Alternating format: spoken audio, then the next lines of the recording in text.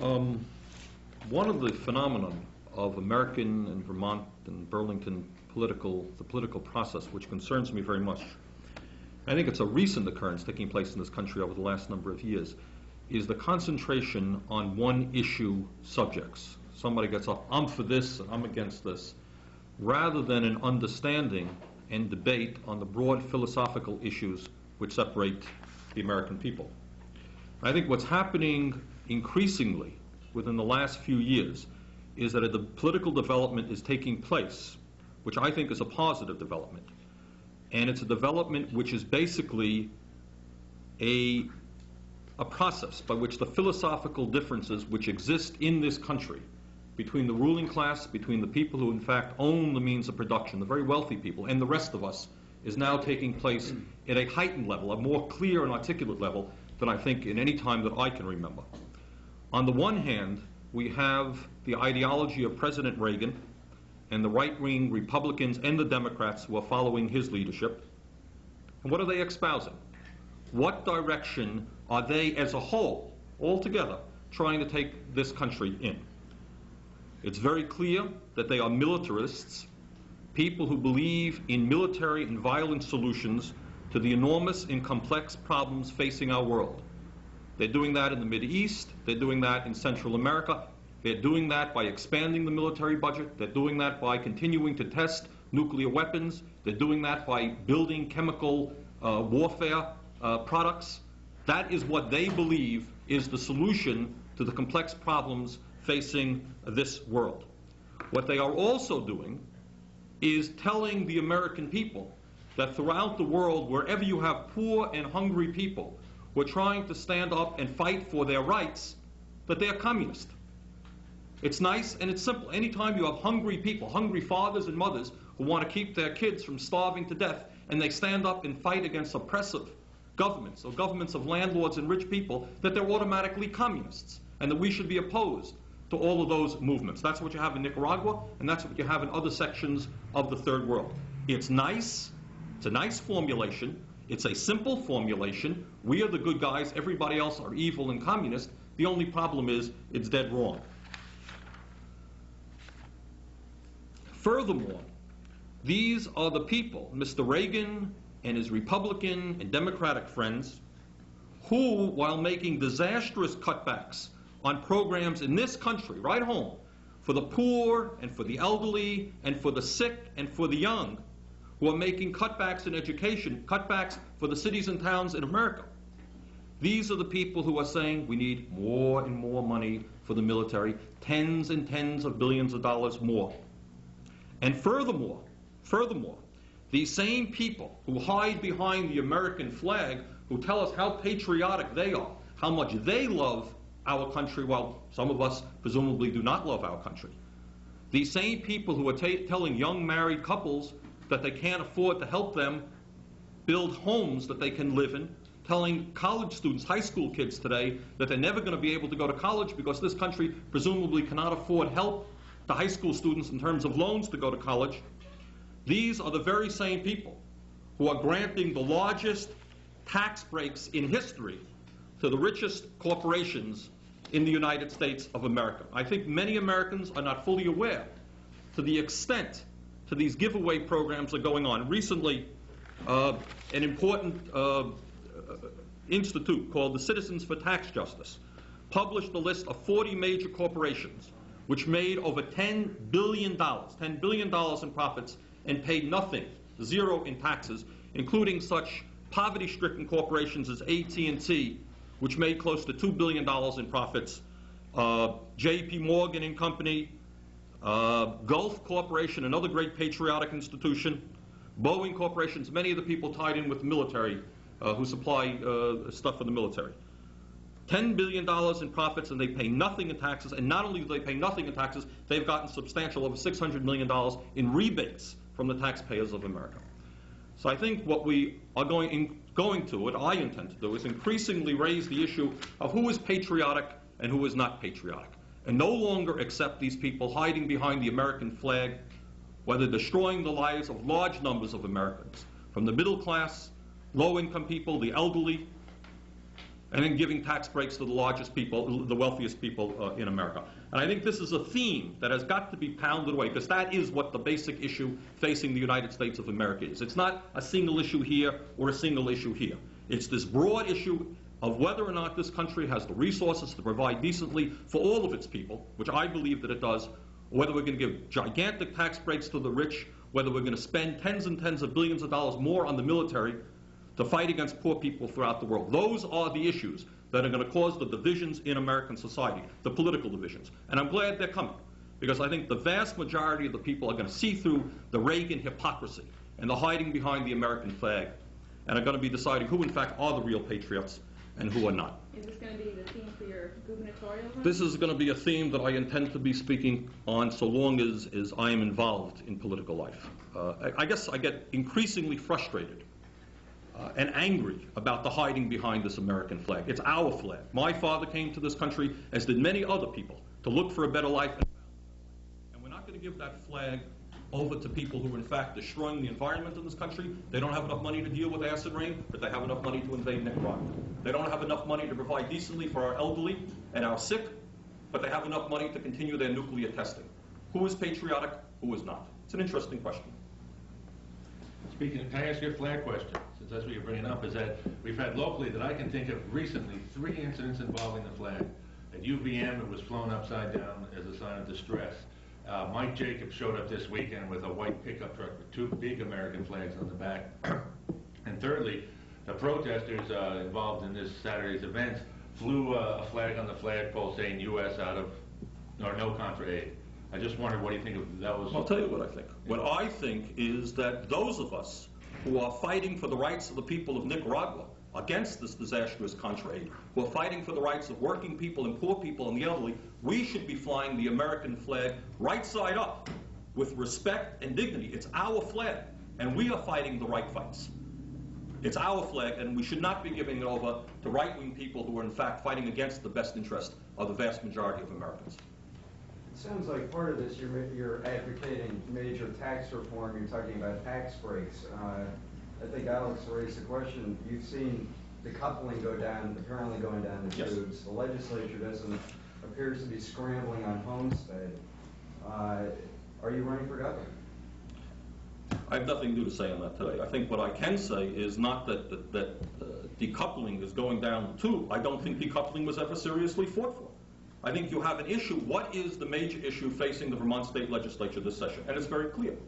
It's an issue as to whether or not we're going to develop a progressive tax program in the state of Vermont, develop $50 to $100 million of new revenue so that you could stabilize property taxes, so that you can adequately fund education, so that you can take care of the needs of the poor who are being hurt by Reagan's cuts. And you do that through the Fair Tax Initiative, which right in the midst of the heart of that program is decoupling. Has decoupling ever really been fought for? Of course it has not. That it's not going to win is not a surprise if nobody fights for it. Doesn't shock me, but it's unfortunate.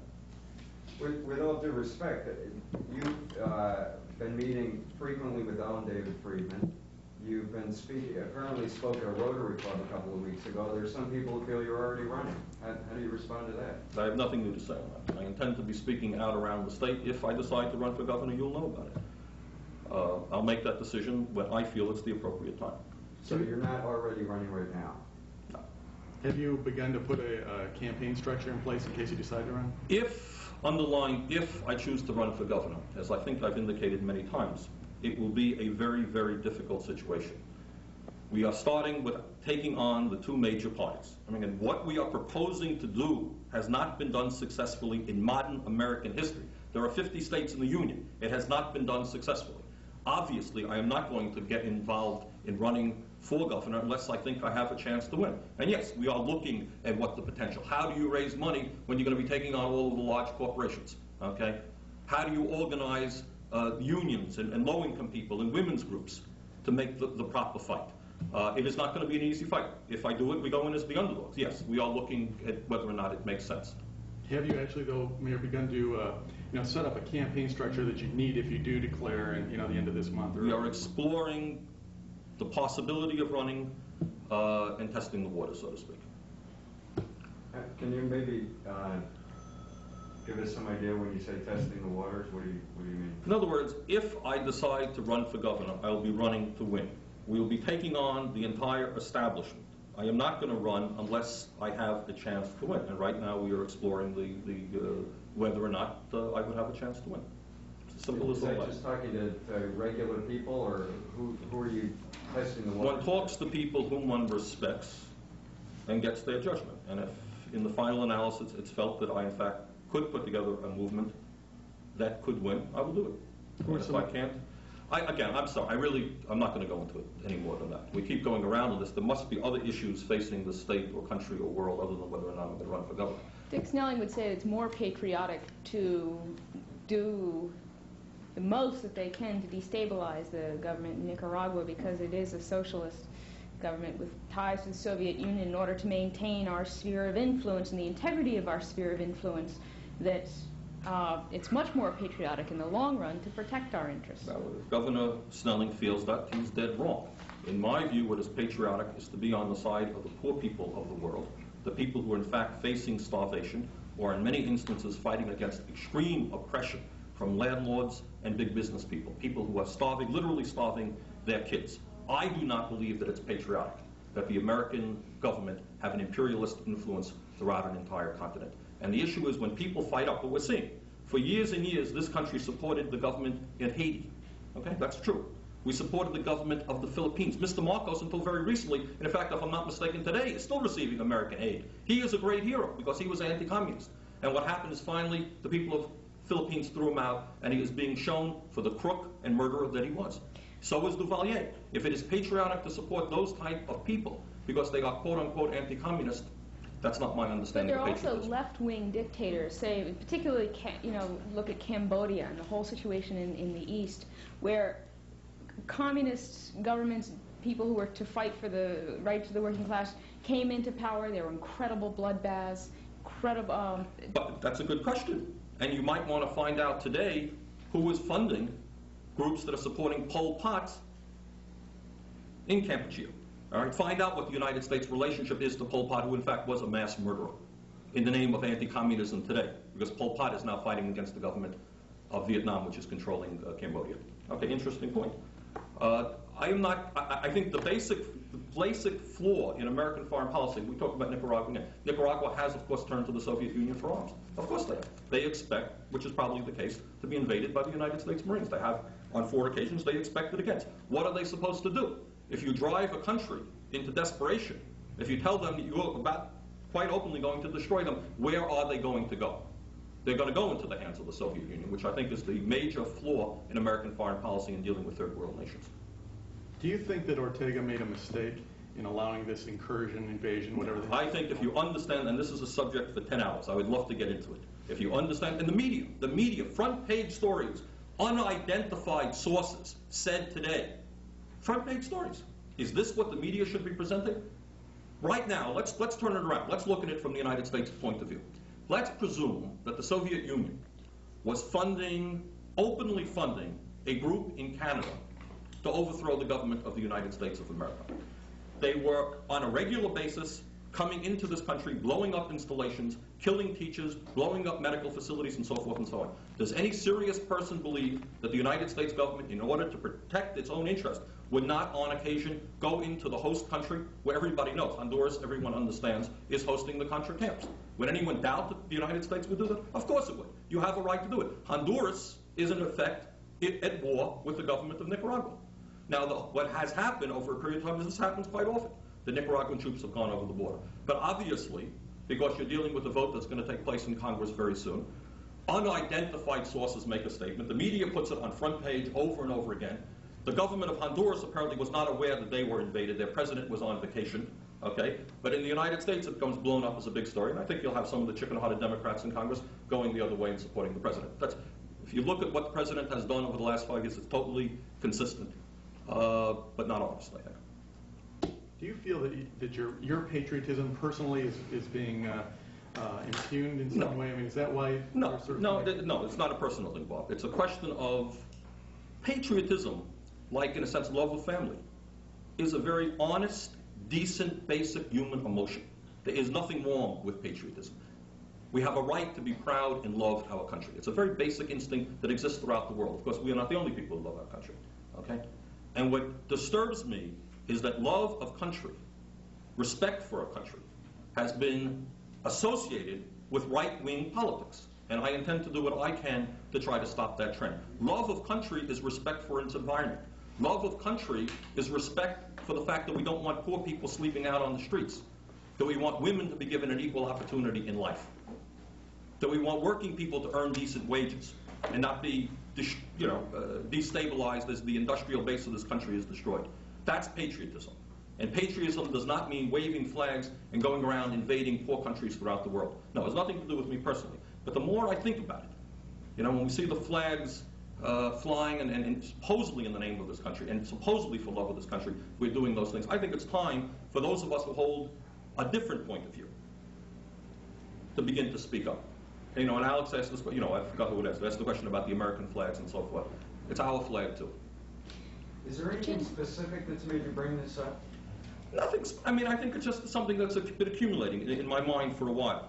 No, nothing specific, but just gradually I will no longer accept people to be saying they love their country, therefore they're giving tax breaks to rich people, while young high school kids don't have an opportunity to go to college because we can't have the student loans anymore. Or they love our country and we can't afford medical care for the poor or programs for the elderly. That's not love of country. And I think we've got to meet this thing head on. And again, I get back to the first point that I made in this one issue type thing. And it exists on the left and the right. People pick up on issue. Some people are concerned about problems with the handicapped, some are problems with women, some are problems with low-income groups. I am concerned, and most of us, most Americans, in truth, and the polls show this, are concerned about all of these issues. The environment. People want environmental programs to be funded. They want programs for the elderly to be funded. And I think what we have got to say is those people who are fighting for tax breaks for the rich so that we can't fund these programs, they are not the patriots. We are the patriots. And I think it's a question of symbolism, if you like, of nuances. But I, for one, don't intend to give them the flag any longer.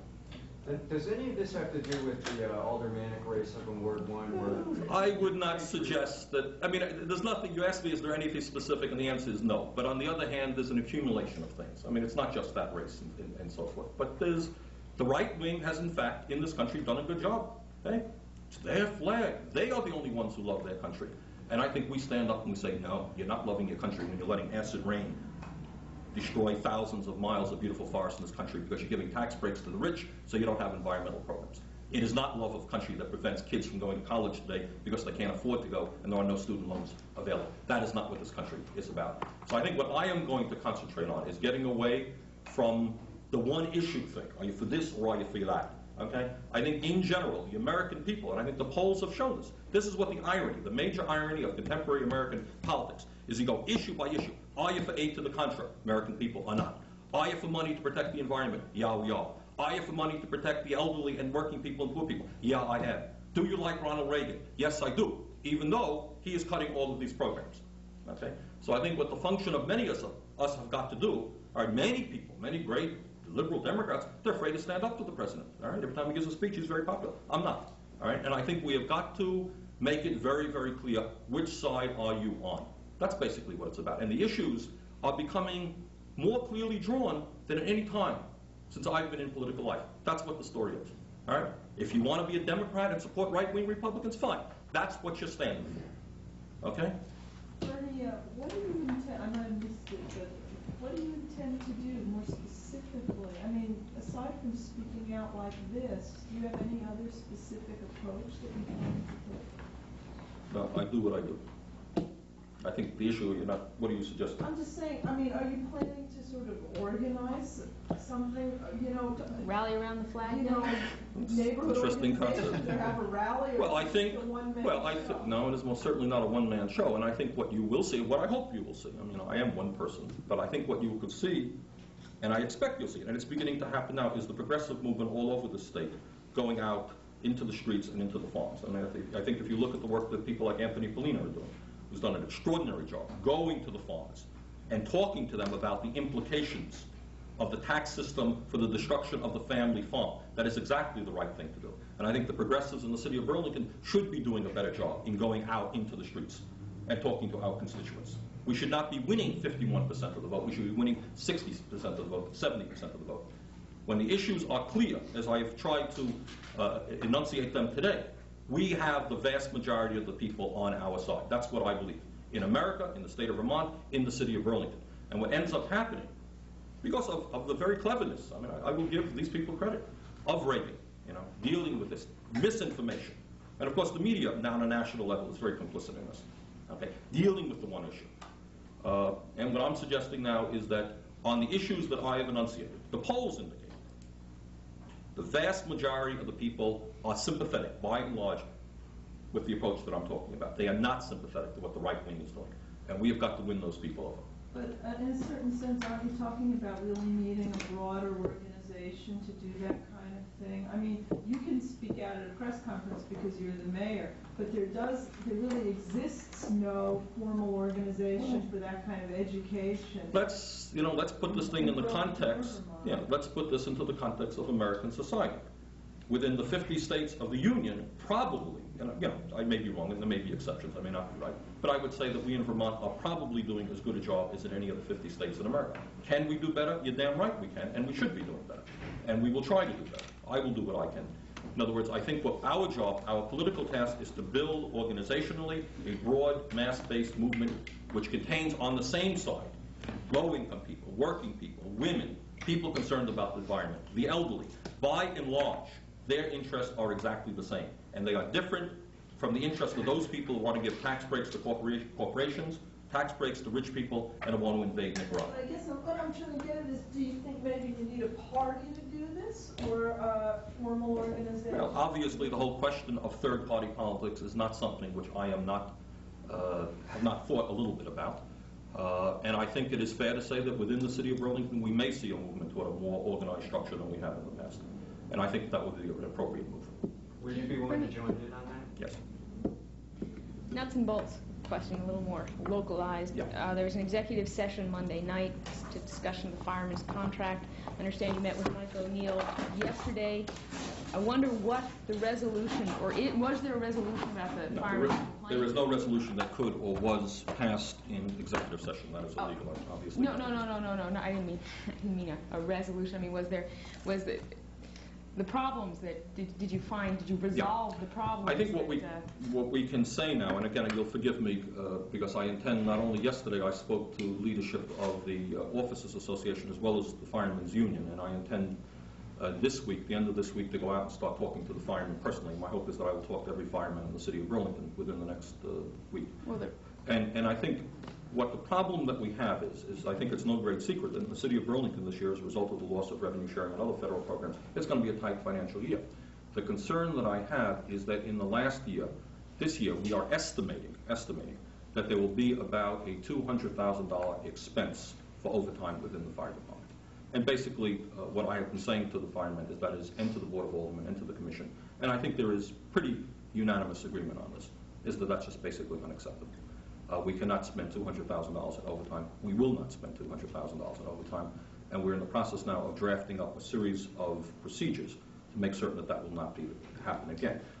What we have right now is a situation where we have better protection than in fact we used to have. We now have, at any given day, a minimum of 18 men on duty. That is more than we used to have in the past. And that's good. I mean, the people of Burlington are entitled to that protection. Unfortunately, what happens is if the 18-man level, let's say a number of guys call in sick or on vacation or whatever, and you go below 18, you go down to, say, 16 and a half, which in fact has been the average for a while. Okay, on any given day, we have had only 16 and a half guys reporting to work. And what that means is to fill that 1.5 position, we have been paying time and a half on a 24-hour day. That is a very expensive procedure. Okay, and in my view, that cannot go on. Well, and the firemen are pissed. They said that's not fair. They are what? Is that a technical journalistic term? Yeah. Yes, sir, it is.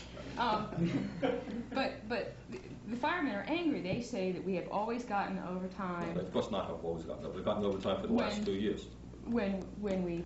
What you'll find is that 4 years ago, we were spending less than $5,000 a year for overtime. And that often would be when guys were out fighting a fire. That makes sense to me. If you're fighting a fire, you're called in from home. I think it's not inappropriate to pay overtime. That is very, very rare. What is going on now is that we are paying substantial amounts of money on overtime. Not $5,000, but close to $200,000, and that obviously is not to fight fires. None of that, in fact, is going to fight fires, or very, very little. It's going to maintain the 18-man standard that we have. There is, during this year, as a result of contract negotiations with the union, as a result of changes in federal law, we have a new contract, a very different contract than we've had in the past with the firefighters. And one of the aspects, which I think the firefighters are probably overjoyed to have, is that in the 168 hours of normal scheduled time that they will be working, they will work 168 hours in a 3-week shift. The last 9 hours, the first 159 hours, are at regular time. The next 9 hours, which is part of the regular schedule, is in fact at time and a half, and every fireman will get that, and that's what we've agreed to. That is a result, by the way, of federal legislation, okay, and that's fine. We have no problem with that. What we do have a problem with, however, is if a guy who is assigned to come into work on a given day, for whatever reason, does not come into work, okay, there is a vacancy available. We go below the 18-man standard. You bring in somebody else and you pay that person time and a half. That basically has blown the budget of the fire department. And given the fact that we want to be able to adequately fund all the departments of the city of Burlington, that we want to be able to provide decent wage increases for all of the workers in the city of Burlington, that cannot continue. Basically, the budget has been blown, and that has to change. And I think we have developed and are in the process of developing a number of procedures. Some of them deal with sick time, and the whole question of sick time abuse, which is not limited. First of all, it is not a terrible problem in our city. It exists as it does in all institutions, but we want to deal with that aspect. And basically what we think is that we have enough firemen now on our payroll to make certain that we do have that 18-man standard. We should not, in fact, be having to bring in guys. That's number one. And number two, the question is, when you do bring in guys, which should be rare, do you pay them the time and a half? And I think, given the financial situation of the city of Burlington today, we cannot do that. It is not fair. Is the new system or the new schedule in place now? No, it will go into effect on April 15th. Alex referred to this executive session. I had a question about that. Yeah. As you know, a complaint had been filed with Kevin Bradley earlier about an executive session. He said that generally he agreed with the reporter and found that and warned the Board of Aldermen. There's now another complaint pending with Kevin Bradley about it. And I talked with Jim Douglas about this matter, and he seems to think that the way the board conducts executive sessions doesn't really fall under the open meeting law. Okay, Bob, let me say this. I know that you're trying to do your job, and I suspect that if I was sitting in your seat, I would be upset too. And that's fair from your point of view. On the other hand, what you have to understand is that the city of Burlington is trying to do its job. In Joe McNeil, you have a conservative attorney, and I think Joe is more than aware of what the right to know law is about and respects it very, very much. Joe is of the opinion, which I accepted, and I think almost everybody on the Board of Aldermen accepted, that what was discussed at that meeting was in fact appropriate for executive session. I mean, you have the right to disagree, you have the right to protest that. That's fine. But I will accept the city attorney's ruling on that, and in fact agree. I am in agreement. If Kevin Bradley disagrees, are you going to... The city of Burlington does not disobey the law. Well, as I said, there's been one warning already from the state. A warning by one person is one situation. It's the prosecutor. Well, then, I mean, it's like a city attorney's opinion, okay? The city of Burlington does not and will not break the law. We don't think we are. If people think they are, there are legal processes by which you can argue your case. The case was not argued out in court. I mean, because somebody, without hearing, by the way, the city's opinion, I know generally what you're talking about. I don't know the specific. Was it argued out? Did Mr. Bradley hear all of the reasons why the city felt it had to go into executive session? I don't know that it does. Sometimes, you can go to somebody and say, look, here it's very, very clear, this was the situation, why did they go into executive session? But when they hear the other side of the story, people's minds may be changed. So I'm saying, I do not for a moment protest your right to do what you feel is necessary, to do your job. We also have to do our job, and there are times, and I trust that you understand from me personally, my view is that to as great a degree as possible, these things should be open. I don't think we have a bad record on that. I mean, you may think that on this instance or that instance, something has happened. I think we have a pretty good record, and there are areas where reasonable people will disagree. On the fire department thing, you mentioned the overtime problem. Is that being created by the sick time? It's being created. What I don't want to leave you with is an attack on the members of the fire department and tell you that there's widespread abuse of sick time, because there is not. Is there some abuse? In my view, there is. There is some abuse. there is enough abuse and there are enough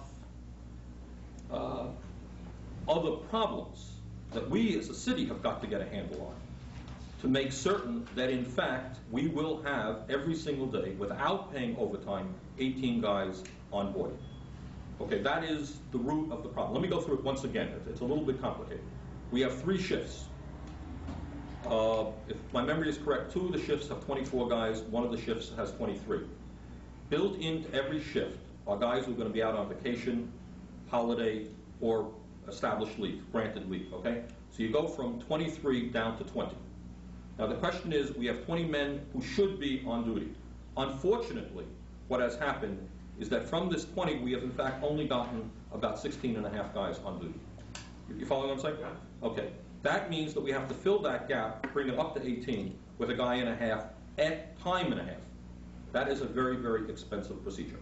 So we are now I should also point out to you that as a result of overtime, and as a result also of significant wage increases, which the city of Burlington has granted over the last 5 years to firefighters and to all city employees, the amount of money that many of the firefighters has earned, and it's not just wages, it includes overtime work, has risen very, very substantially. In fact,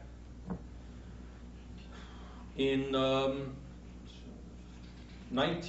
at the end of fiscal year 85, that would be June 30th, 1985, as opposed to June 30th, 1981. I'm almost positive on this. And I can go over, I have it written down. The amount of money earned by guys in the fire department rose by well over 50%. In fact, close to 60%. Okay? You following what I'm saying? Now that includes overtime. But, so I think in fairness, the guys in the fire department are not going to be, cannot be saying that the city has treated them shabbily. In addition to that, a lot of internal changes have been made. A new fire chief, many members of a new commission, capital improvements to the fire stations. Basically, what we are saying is, without blaming anybody, a situation in which $200,000 will be spent this year for overtime, the city of Burlington cannot afford it. That's as simple as all that. What were the dates where there was a 50% increase in? Give me a half a second to go into my drawer here. I want to be clear about it. Stuart, if you can move over here, let me just get mine.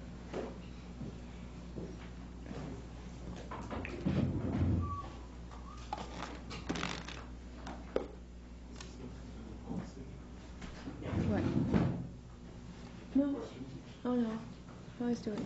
Yeah, I should be absolutely.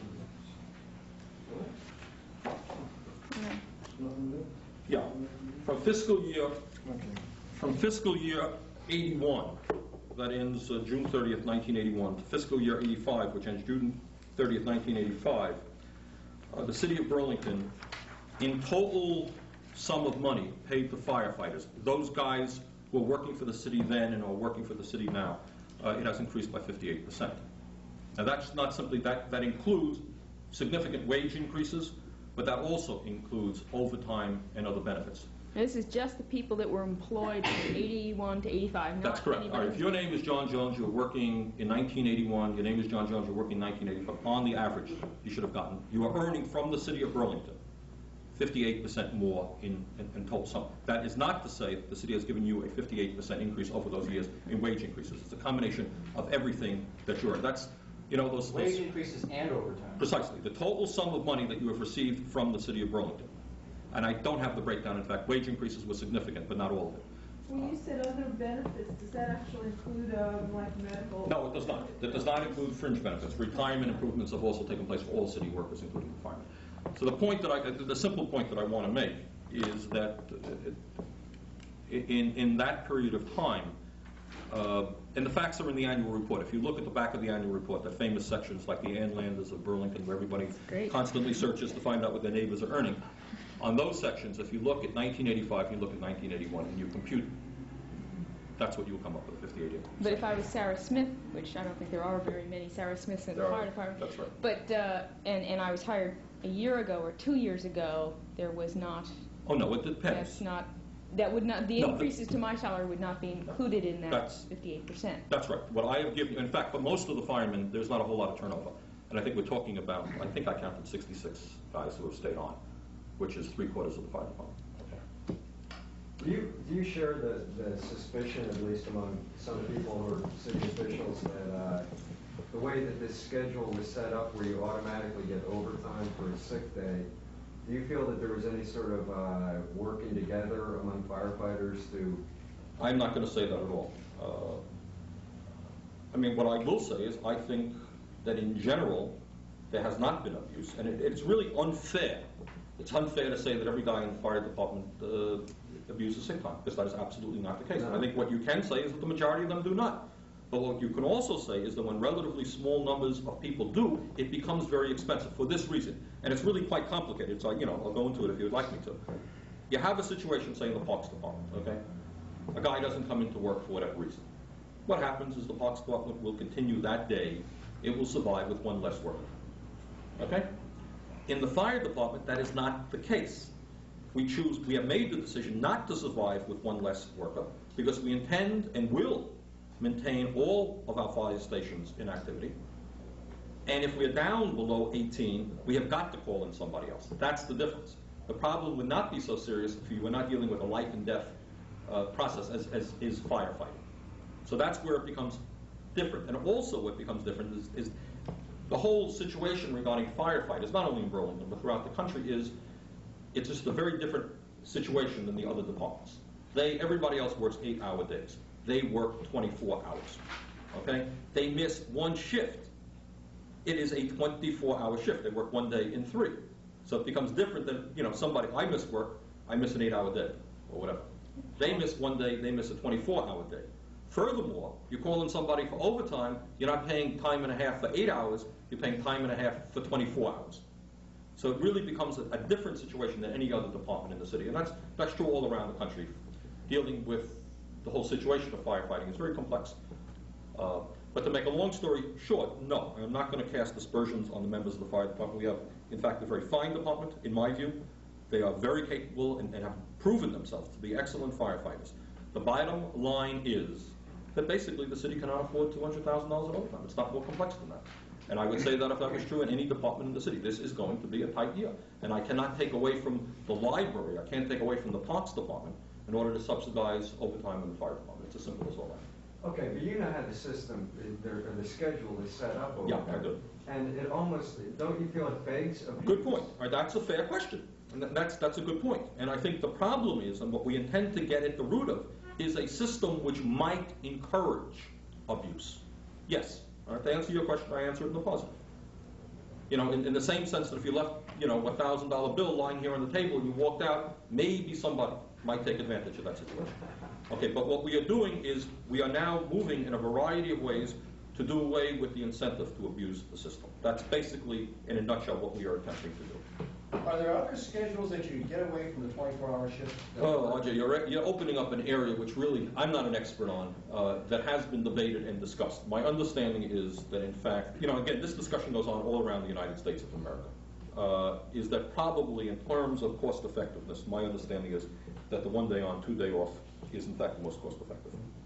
And it's a reasonably common schedule. But if you went to the 8-hour day, which might eliminate some problems, you're going to run into additional expenses and the need for more men and so forth. Has the union agreed to go along with the new schedule? I can't speak for the union. And there's been an informal discussion with the president of the union, but I can't respond. So he didn't give you any commitment yesterday? No, it would be inappropriate for me to speak for the union. But my hope is, and certainly to the degree that the union feels that there are legal problems with what we're doing, they, like any reporters who feel there are legal problems with what the city of Burlington does, they have their right to make their case heard. I think the bottom line, once again, for me, is not to be crying out sick abuse here or dishonesty over there. The bottom line is that this year we intend, despite the loss of revenue sharing, despite grant running, we intend to maintain the quality of services in the city that the people are entitled to receive. And I cannot do that, not if the fire department is expending $200,000 in overtime, or the police department, or the library, or the Parks Department. It's just not fair to the people of the city of Burlington. It has to be dealt with. And I hope and expect that many of the firefighters understand that as well. Any idea what was budgeted for overtime for that? I'm sorry, I don't have it in front of me, but certainly not $200,000. What are you going to be telling the firefighters? What's your message to them? What I'm going to be telling the firefighters, what I've already told the guys that I have met with, is that as a city we're going to have to pull together. And that means that the city of Burlington cannot afford to spend $200,000 in overtime for one department, that we want their active cooperation to help us solve that problem, and that we expect that we'll receive that. And that, as one city, we're going to have to work together. And I hope and expect that they understand that. Just one last thing, back to the beginning of this on the flag. Do you have a flag in the mayor's office? Look around. Is this what do you? No, because I mean, you said that you want to claim the flag. This really. Just wondered. You have a flag out front. You have a flag out back. That's enough. You might not be seeing one in here. I just have one follow-up on what you're saying. Are you saying that the right-wing Republicans are oversimplifying issues so that it's you're either a good guy or you're a bad guy, and that's it? Yeah, I think so. I mean, I think what they're doing in a variety of ways, for example, is that any time that a people around the world stand up to make a revolution, for example, a revolution which is the basis of our form of government. We made a revolution in 1776, okay? That any time that happens, what is immediately slapped on those people is, they're communists. They're communists. Well, the United States of America came into existence because of revolution. When your kids are starving to death, when your wife has been raped, okay? When you look at Guatemala and 2 out of the 5 kids in a country don't make it to the age of 5 years of age because they die of malnutrition, okay? You have the right to stand up for human dignity. And if the position of the United States government is every time people stand up to fight for food for their kids, they are quote-unquote communists, and they've got to be destroyed, that's insanity. And that is not what the United States of America must be about. So I think what the right wing has done is simplified issues. All right? Anybody who stands up and fights is a communist. Therefore, they've got to be put down. And I think that oversimplification is the trademark of Reagan. And then you have dishonesty put on top of that. Daniel Ortega is a Marxist-Leninist communist. He doesn't consider himself that. He doesn't. Why don't we ask him what he considers himself to be? He considers himself to be a nationalist, fighting against the system which on 4 occasions has already invaded from the United States, his country. Okay. So I think, okay, did I answer it, Andre? Yeah. Okay, thanks very much. Thank you.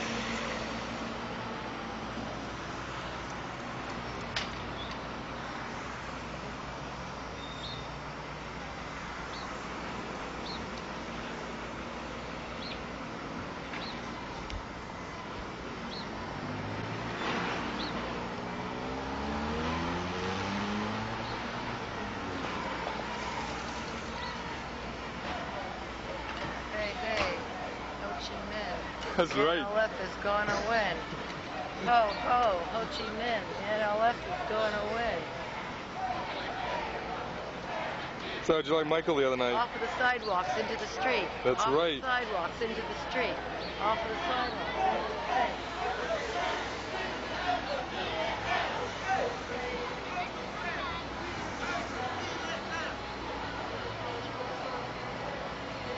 One, two, three, four. We don't want your fucking war.